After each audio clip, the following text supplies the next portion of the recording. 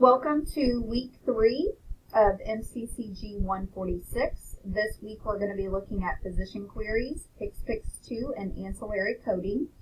So for the discussion, we're going to do the same thing we did as last week, except this time it's going to be different cases. We're going to have a CPT coding job aid homework assignment, the resume and cover letter final draft. So you'll look for the feedback given in week 1, and you'll use that feedback that the instructor gave you and apply that to this week's submission. And then, like last week, we're also going to have a portfolio project due. This time it's regarding Jane Smith's lab services. So again, to fill out the template, you're going to look at week 1, and then the lab note is actually within this tab right here.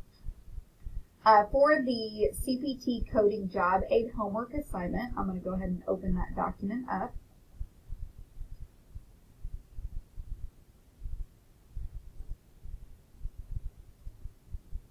I'm going to give you a few pointers on that.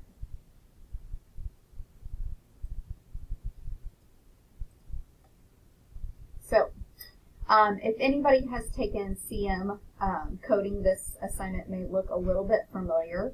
The CPT code book is broken up in 2 sections. The main section, section 1, would be your tabular, and then the section 2 would be the index. So it's a little bit different than the CM book, where your index is in the front and then the tabular is in the back. So it's broken up a little bit different.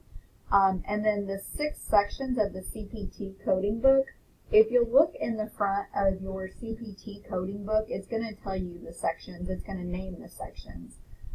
So name the section, what does that include, and then give an example, like give the specific CPT code within that section.